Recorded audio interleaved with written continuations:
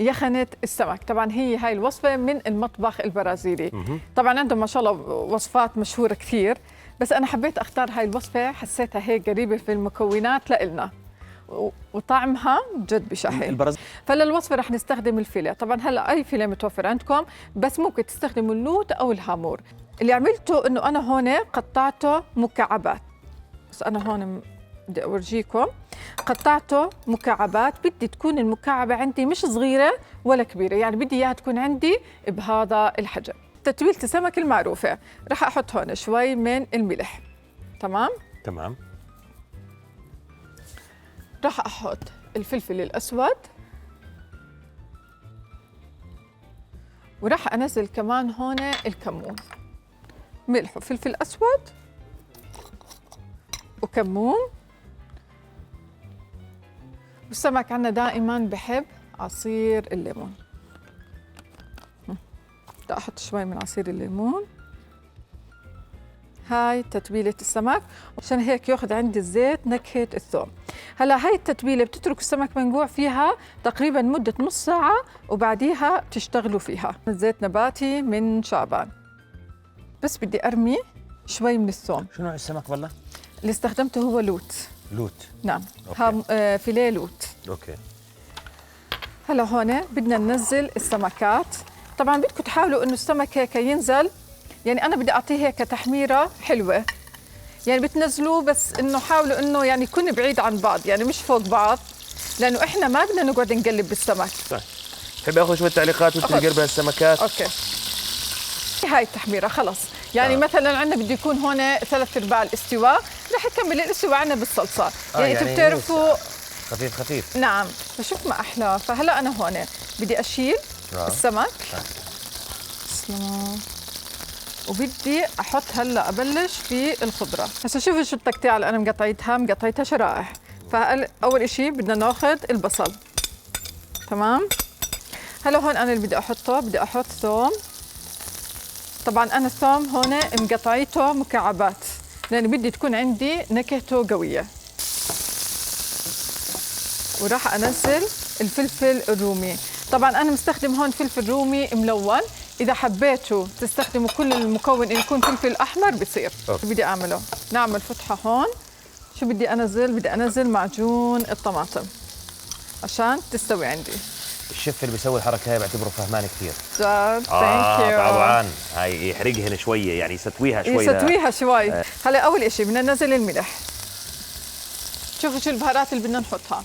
ملح، بدنا نحط فلفل اسود، البابريكا،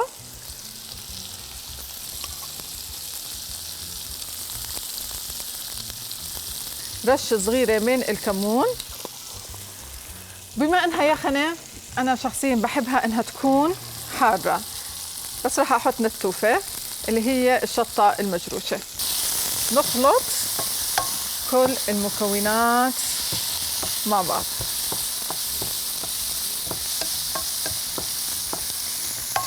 نخلط. هسا البندور يا جماعه انا حطيت لكم مكعبات صغيره، تمام، بس انا اخر شيء قررت شو بدي اعمل فيها. بدي اعصرها على الخلاط، لاني بدي يكون الخليط ناعم.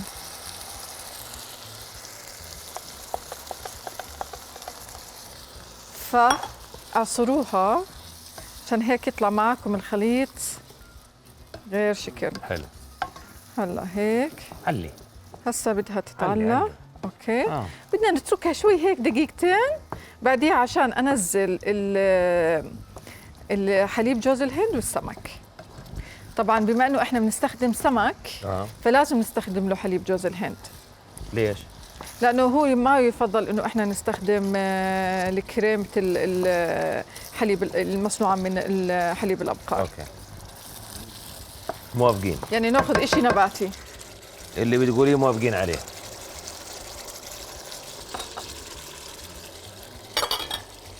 هاي الأكلة إيش بنقدم جنبها؟ بنقدم جنبها رز أبيض. حلو. طبعا الرز اللي أنا مستخدميته اليوم بالوصفة هو رز تايجر بسمتي. بتغسلوا. طبعا انا استخدمته 3 اكواب، غسلتهم دور ودورين وثلاث بمية الحنفيه، نقعته تقريبا مده ربع ساعه، صفيته تماما من المي، حطيته بمصفاي، بعديها طبخته بالزيت النباتي. اذا حبيتوا تطبخوه بالزبده كمان بتعطي طعم احسن واحسن.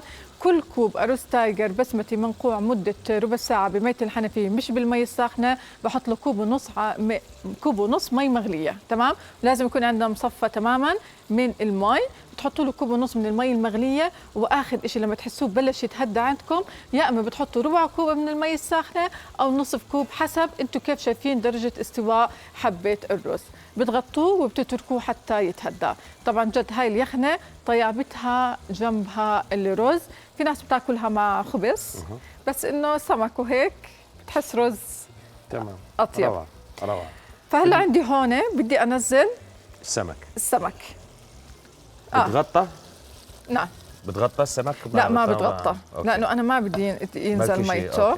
تمام. فهلا اللي بدي اعمله رح ننزل السمكات. طبعا بدكم دائما تكونوا منتبهين، ما بدنا نقعد نقلب كثير بالسمك. هيك شايفين؟ اشي خفيف.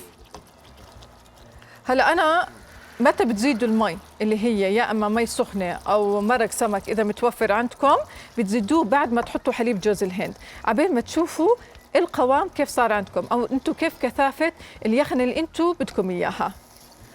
على الهدى بدي اترككم هيك دقيقه. حلو. وهلا بدي احط حليب جوز الهند. بعد ما احط حليب جوز الهند بتحكينا كيف عملناها. ايوه، بس بدنا نستنى معك اضافه هي حليب جوز الهند. اوكي جميل. شو الجمال. وهلا بنخلط. تعطيني هذا احطه بالمجلة. ايوه نفس الشيء بحنيه. وبدي اتركهم هيك يغلوا. اخر اشي بحط لهم رشه من البقدونس ورشه من الكزبره، بس مش هسا لانه انا ما بدي يتغير عندي لون البقدونس والكزبره. يلا ارفع الحراره. احكي لنا كيف سوينا الوصفه من A to Z. انت كرمتي. هلا لوصفة يخنة السمك مع حليب جوز الهند، أول إشي رح نستخدم للوصفة سمك اللوت أو سمك الهامور فيليه، أي نوع متوفر عندكم. الكمية اللي أنا مستخدمتها للوصفة هاي هي كيلو. بتجيبوا السمكات بتقطعوهم مكعبات، ما تكون عندنا مكعبات صغيرة ولا كبيرة. هلا تتبيلة السمك إيش رح تكون عندي؟ ملح، فلفل أسود، ثوم مهروس وعصير الليمون.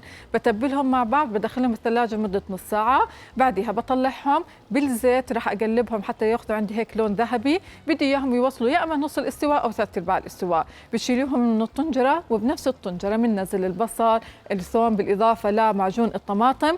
بقلبهم مع بعض، بتركهم هيك حتى يتذبلوا عندي. بعدها رح أنزل الفلفل الرومي الملون والبهارات. البهارات اللي رح نستخدمها هي ملح وفلفل اسود وبابريكا وشوي من الكمون. ورح نستخدم للوصفه عصير البندوره او بندوره مقطعه حسب انتم ايش حابين. بتركهم شوي، بنزل السمك، برجع بترك شوي، وبعديها بنزل اخر شيء حليب جوز الهند. طبعا مده الطبخ كلياتها يعني ما بتتعدى ال10 دقائق. انتم بتعرفوا السمك اذا طبختوه كثير بتنشفوه، بتحسوه صار معكم مثل التراب، فاحنا بدنا نحافظ عليه انه يكون ضلوا معنا طري، فما تطولوا في مده الطبخ. بعدها اخر شيء لما نيجي نطفي الغاز بنحط شوي من البقدونس والكزبره، وبتزينوا كمان في البقدونس والكزبره. يوسف اسعد ابو يعقوب، اقرا تعليقي. غادة ابو حلو، الله يحفظك يا رب. عمر موسى بحكي لك اكلاتك طيبه يا شيف. سعدك، شكرا لك. ومحمد نزيه ومهاج شحروج. الله